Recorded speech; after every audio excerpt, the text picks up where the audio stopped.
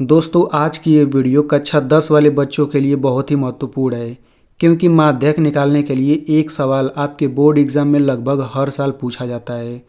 और अगर आप मैथ में कमज़ोर हैं तो बिल्कुल भी परेशान होने वाली बात नहीं है, आपको ज़रूर समझ आएगा। इस बात की मैं गारंटी देता हूँ क्योंकि मैंने एकदम आसान भाषा में और एकदम बेसिक से चीज़ों को समझाया है। आप मैथ में कितने भी कमज़ोर क्यों ना हो, आपको समझ आ जाएगा। तो चलिए इस वीडियो को शुरू करते हैं। तो देखिए आपको ऐसे ही एक सारणी प्रश्न में दिया रहेगा और आपसे कहा जाएगा कि सारणी से माध्यक ज्ञात कीजिए, यानी ये वाली सारणी आपके प्रश्न में दिया रहेगा। ठीक है, तो हम लोग इस सारणी में ज़रा ध्यान से देख लेते हैं। इस सारणी में देखिए जो ऊपर वाली लाइन है इसमें देखिए दो दो संख्या एक साथ है, 10 और 25 एक साथ है, 25 40 एक साथ है। वैसे ही देखिए इस लाइन में दो दो संख्या एक साथ है और नीचे वाली लाइन में सब अकेला अकेला संख्या है। ठीक है, तो देखिए माध्यक निकालने के लिए हम लोग क्या करेंगे, हम लोग ऐसा एक दूसरा सारणी बनाएंगे। ठीक है, तो अब इस सारणी को हम कैसे बनाएंगे, तो देखिए यहाँ पर एक लाइन ऐसे बनाएंगे, दूसरा लाइन और तीसरा लाइन, तीन लाइन बनाएंगे। ठीक है, तो अब हम क्या करेंगे, ये जो वर्ग अंतराल यहाँ पर लिखा है तो हम यहाँ पे लिख लेंगे और वर्ग अंतराल के लाइन में ये सब जो लिखा है इसको हम यहाँ पे नीचे लिख लेंगे ऐसे करके। ठीक है, दूसरी लाइन में यहाँ पर बारंबारता लिखा है तो हम यहाँ पे लिख लेंगे और इसके लाइन में ये सब जो लिखा है वो हम ऐसे नीचे लिख लेंगे। ठीक है, अभी तो ये प्रश्न ही है और हम लोग नीचे भी एक लाइन ऐसे एक्स्ट्रा बना लेंगे। ठीक है, तो देखिए ये जो मैंने लिखा है ये तो अभी पूरा प्रश्न ही है। ठीक है, अब इतना कर लेने के बाद आपको क्या करना होगा, तो अब आप लोग ध्यान से समझिएगा। ठीक है, तो इस वाले लाइन में हम लोग संचयी बारंबारता निकालेंगे। यहाँ पर बारंबारता है, हम लोग यहाँ पर इसमें संचयी बारंबारता यहाँ पर लिख लेते हैं। तो यहाँ पर लिखेंगे संचयी बारंबारता। तो आप लोग इस शब्द को याद कर लीजिए, संचयी बारंबारता। तो इस लाइन में हम संचयी बारंबारता निकालेंगे। तो ये हम कैसे निकालेंगे, जो ये अकेला अकेला संख्या है ना, इसी के इस्तेमाल से हम लोग ये संचयी बारंबारता निकालेंगे। तो कैसे निकालना होता है ज़रा ध्यान से समझिए। तो यहाँ पर सबसे पहला संख्या तो बिल्कुल यही वाला रहेगा, तो यहाँ पे हम 3 लिख लेते हैं। फिर यहाँ पर अगला संख्या कैसे निकलेगा, तो अब हम इन दोनों को जोड़ेंगे तो अगला संख्या आएगा। तो देखिए 3 और 10 को जोड़ेंगे क्या आ जाएगा, 13 आ जाएगा। अब हमें यहाँ पे क्या लिखना है, तो इस लाइन में यहाँ पर आ जाते हैं। अब हम इन तीनों को जोड़ेंगे तो ये यहाँ पर लिखेंगे। तो 3 10 13 और 13 में 20 जोड़ेंगे तो ये आपका हो जाएगा 33 हो जाएगा। ठीक है, अब हम इस चौथी लाइन में क्या लिखेंगे, तो चौथी लाइन में थोड़ा सा इधर आ जाइए। अब हम इन चारों को जोड़ेंगे, जो आएगा वही यहाँ लिखेंगे। ठीक है, तो अब इन चारों को जोड़िए। तो 3 10 13 13 20 33 और 33 में 13 जोड़ेंगे तो 33 3 36 10 46। तो ये आपका हो जाएगा 46। ठीक है, अब हम यहाँ पर क्या लिखेंगे, तो अब हमें इस लाइन में आना है। अब इन सभी को हमें जोड़ना पड़ेगा। तो इन सभी को जोड़िए। तो 3 10 13 और 13 20 33, 33 में 13 जोड़ेंगे 46 और 46 4 50, यानी कि यहाँ पर 50 आ गया। तो आप यहाँ पे देख सकते हैं कि हमने संचयी बारंबारता कैसे निकाला, यानी इसी के इस्तेमाल से ये सब संचयी बारंबारता निकलेगा। तो अब हम लोग ज़रा इसका सूत्र देख लेते हैं कि किस सूत्र से माध्यक निकलता है। ठीक है, तो यहाँ पर आप देख सकते हैं कि इसी सूत्र से माध्यक निकलेगा। इस सूत्र में आप देख सकते हैं यहाँ पर L है, H है, N है, CF है और F है। तो सबसे पहले L H N F CF ये सब इसी सारणी से हमें सबसे पहले निकालना पड़ेगा। तो जब हम निकाल लेंगे फिर वही मान इसी में रखेंगे, फिर कैलकुलेशन करेंगे तो हमारा आंसर आ जाएगा। ठीक है ना, तो देखिए इसमें सबसे पहले आप यहाँ पर F पर ध्यान दीजिए और यहाँ पर CF। ठीक है, तो देखिए जो अकेला ये सब संख्या होता है ना, इसी में से F निकलेगा। तो हम लोग यहाँ पर F लिख लेते हैं। ठीक है, इसको आप याद रखे रहिए, यानी F लिखने का मतलब है कि ये भी F बराबर है, ये भी F के बराबर है, ये भी, यानी इन्हीं में से कोई ना कोई एक F हम लेंगे। कौन सा लेंगे वो आपको आगे पता चलेगा। ठीक है, और दूसरा देखिए CF है। ठीक है, तो हम लोग CF इसको बोल देते हैं CF। अब ये CF लिखने का मतलब ये है ना कि ये सब CF का मान है, इसी में से कोई ना कोई एक CF हम लेंगे और वही हम सूत्र में लिखेंगे। ठीक है, अब देखिए F और CF लिखने के बाद हम सबसे पहले n निकालेंगे। ठीक है, n क्या होता है मैं आपको बताता हूँ। देखिए ये जो अकेला अकेला संख्या है ना, इन सभी को जोड़ेंगे, जो संख्या आता है वही तो n है। तो इन सभी को जोड़ने पर क्या आएगा, तो इन सभी को जोड़ने पर भाई 50 ही तो आएगा, हमने वही तो जोड़ा था। तो हम लोग इन सब को जोड़ करके यहाँ पर नीचे लिख लेते हैं। ठीक है, और इसी को हम लोग n बोल देते हैं, यानी n बराबर 50 आएगा। तो सबसे पहले हम n ही निकालते हैं। ठीक है ना। अब ज़रा देखिए सूत्र में तो n/2 है, तो हम n/2 ही लिखेंगे। तो यहाँ पे हम लिख लेते हैं कि n बराबर तो 50 है ना, लेकिन सूत्र में तो n/2 है, तो हम सबसे पहले n/2 निकालेंगे। तो देखिए मैं क्या करूँगा, यहाँ पर /2 कर दूंगा और यहाँ पर भी /2 कर दूंगा। ठीक है, अब ज़रा देखिए 50/2, तो बटा के नीचे अगर 2 तो उसका मतलब आधा होता है, यानी 50 का आधा क्या होगा, 25 होगा। ठीक है, अब ये 25 जो आया है ना, ये बड़े काम की चीज़ है। तो सबसे पहले हम n/2 निकालेंगे, n/2 बराबर 25 आ गया।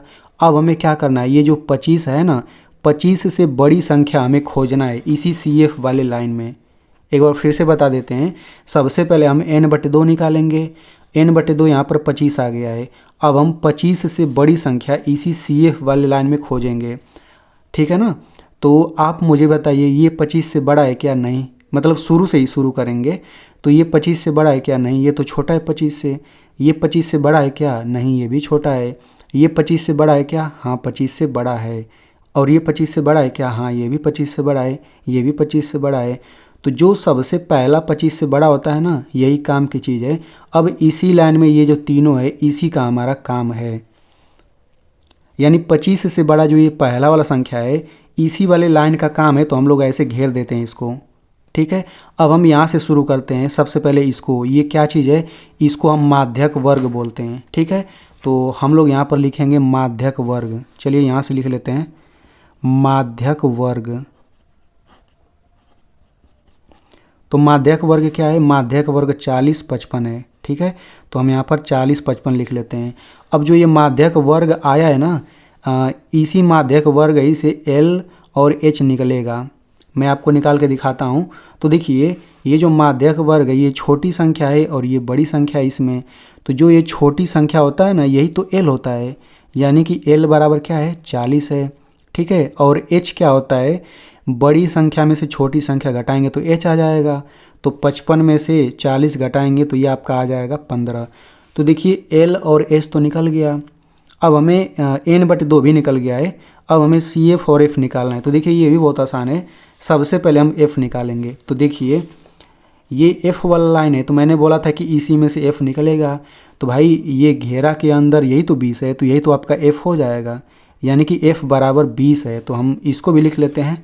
ठीक है, तो चलिए यहीं पे लिख लेते हैं F बराबर 20 हो जाएगा। अब रही बात CF निकालने की, तो CF तो CF वाले लाइन से निकलेगा ना। तो देखिए बहुत लोग सोचेंगे कि CF यही होगा, लेकिन यहीं पर आपको ध्यान देना है, नहीं तो आपका आंसर गलत आएगा। CF हमें इसको नहीं लेना है, इसके ऊपर वाला, इसको हमें CF लेना है, याद रखिएगा, इसके ऊपर वाला। ठीक है, तो CF बराबर क्या हो जाएगा, 13 हो जाएगा। तो हम लोग यहाँ पे लिख लेते हैं CF बराबर 13। तो इस प्रकार से इस सूत्र में जो जो चीज़ था उन सबको हमने यहाँ पे सबसे पहले निकाल लिया। तो अब हम क्या करेंगे, अब हम इसी में सबका मान रखेंगे, फिर कैलकुलेशन करेंगे तो आंसर आ जाएगा। तो आपको कैलकुलेशन भी सीखना है, नहीं तो आपसे गलती हो सकता है। ठीक है, तो चलिए सबका मान रख लेते हैं। तो L बराबर क्या है, L बराबर देखिए 40 है। तो हम लोग यहाँ पर लिख लेते हैं 40, फिर प्लस लिखिए, यहाँ पर कोष्टक लगा देते हैं। ठीक है, यहाँ बटा लगा दीजिए। तो n/2, तो n/2 तो हमने निकाला है, n/2 25 है, तो हम n/2 की जगह यहाँ पर 25 लिख लेते हैं।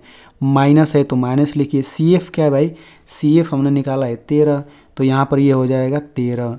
फिर बटा में F क्या है, 20 है, तो ये हम नीचे 20 लिख लेते हैं। फिर गुणा लगाइए H क्या है, H 15 है, तो हम लोग यहाँ पर 15 लिख लेते हैं।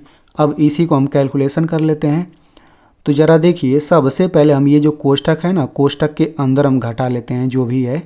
तो ये हो जाएगा 40 प्लस यहाँ पर 25 में से 13 घटाएंगे तो क्या आ जाएगा, 12/20 आ जाएगा। ठीक है, और यहाँ पर गुणा क्या हो जाएगा, यहाँ पर हो जाएगा 15। ठीक है, अब हम क्या करेंगे, ज़रा देखिए ये 15 है ना, तो हम 15/1 लिख सकते हैं। कोई भी संख्या हो हम बटा के नीचे 1 लगा सकते हैं अपने मन से, कोई दिक्कत नहीं। ठीक है, अब देखिए ये भी बटा है और ये भी बटा है, यानी ये भी भिन्न ये भी भिन्न, और बीच में गुणा, यानी कि यहाँ पर हम भिन्नों का गुणा करेंगे इन दोनों का। तो देखिए जब भी भिन्नों का गुणा करना होता है हम चाहें तो यहाँ पर काट सकते हैं, लेकिन अगर आपको काटना नहीं आता तो जो मैं तरीका बताने जा रहा हूँ आप वैसे ही लगाएंगे तो हर सवाल हल हो जाएगा। बाकी जिनको काटना आता है वो इसे काट के भी लगा सकते हैं। ठीक है, तो देखिए हम लोग इसको कैसे लगाएंगे, तो ये हो जाएगा 40 फिर प्लस, ये भिन्नों का गुणा करना है तो सिंपल काम करिए, ऊपर ऊपर गुणा करिए, नीचे नीचे गुणा करिए। तो 12 और 15 का गुणा करेंगे तो ये आपका आ जाएगा 180, फिर बटा 20 और 1 का गुणा करेंगे तो 20 एकम 20 हो जाएगा। ठीक है, यहाँ पर आपको काटना नहीं आता कोई दिक्कत नहीं, यहाँ पर भी कोई दिक्कत नहीं है। अब ये हो जाएगा 40 फिर प्लस, यहाँ पर देखिए बटा का मतलब तो भाग होता है, तो 20 से 180 में भाग कर दीजिए। ठीक है ना, तो ये 20 हो जाएगा और यहाँ पर 180 हो जाएगा। तो अब 20 का पहाड़ा पढ़िए। ठीक है, तो देखिए 20 9 180 होता है, तो यहाँ पर ये घट के क्या आ जाएगा, घट के 0 आ जाएगा। तो जब शेषफल 0 आ गया है तो भाग खत्म हो गया, तो यही वाला जो भागफल है यही तो हम यहाँ पे लिखेंगे, क्योंकि 20 से इसमें भाग करने पर 9 आया है। अब हम इनको जोड़ेंगे तो क्या आ जाएगा, इनको जोड़ने पर 49 आ जाएगा। अभी आप वीडियो मत छोड़िएगा, क्योंकि अभी मैं एक और महत्वपूर्ण बात बताऊंगा तो उसे आपको सीखना ज़रूरी है। तो इनको जोड़ के 49 आ जाएगा और यही आपका क्या हो जाएगा, आंसर है। ठीक है, अब देखिए बहुत बच्चे हो सकता है आपको कन्फ्यूजन हो कि मैं उत्तर की जांच कैसे करूं, मतलब आपको कैसे भरोसा होगा कि ये आंसर बिल्कुल सही आया है। तो मैं आपको यहाँ पे तरीका बता देता हूँ। तो देखिए ये जो माध्यक वर्ग आपने शुरू में निकाला था ना 40 55, इसका मतलब ये होता है कि जो आपका माध्यक निकलेगा 40 और 55 के बीच में निकलेगा। बीच का मतलब ये होता है, यहाँ पर देखिए क्या आया है, 49 आया है ना माध्यक, तो आप देखिए 49 इनके बीच ही में तो आता है 49। बीच में आने का मतलब ये है कि जो माध्यक निकलेगा वो 40 से बड़ा रहेगा और 55 से कम रहेगा, तभी तो इसके बीच में होगा। तो 49 आप देख सकते हैं 49 जो है इससे बड़ा है और 55 से कम है। तो इस तरह आप उत्तर की जांच कर सकते हैं।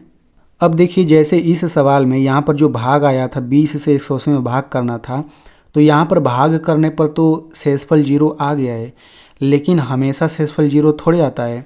जैसे हम लोग यहाँ पर एक दूसरा एग्जाम्पल समझ लेते हैं, ये समझना ज़रूरी है, नहीं तो आपसे गलतियाँ हो सकती हैं। ठीक है, तो मैं ये मान के चलता हूँ कि मान लेते हैं कि इसी सवाल को लगाने पर 12/20 यहाँ पर नहीं आया, मैं मान के चलता हूँ कि 7/6 आ गया और 15 की जगह 8 आ गया।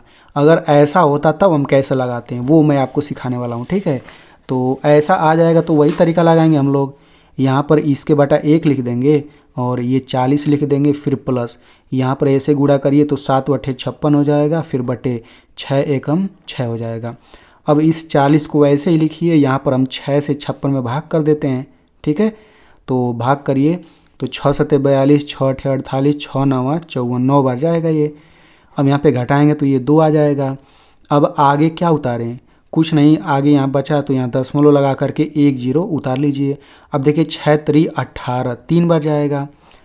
तो देखिए आगे भाग जाता रहे या रुक जाए उससे कोई लेना देना नहीं है, केवल दशमलव के बाद एक अंक आ गया ना, बस इसी को यहाँ पर लिख लीजिए। तो यहाँ पर ये हो जाएगा 9.3। ठीक है, अब हम क्या करेंगे, इनको जोड़ लेंगे। तो जोड़ना कैसे है, दशमलव की इधर 9 है ना, तो 9 के साथ इन दोनों को जोड़ दीजिए। तो 40 और 9 ये हो जाएगा 49 और 0.3 बाद में लगा दीजिए। तो यही क्या हो जाएगा, आंसर। यानी अगर ऐसा रहेगा तो हम ऐसे लगाएंगे। तो देखिए मैंने आपको इतनी मेहनत से आसानी से समझा दिया, तो मेरी मेहनत के लिए इस वीडियो को एक लाइक कर दीजिए और इस वीडियो को अपने दोस्तों में ज़रूर भेजिए, क्योंकि उनको भी फ़ायदा हो जाएगा।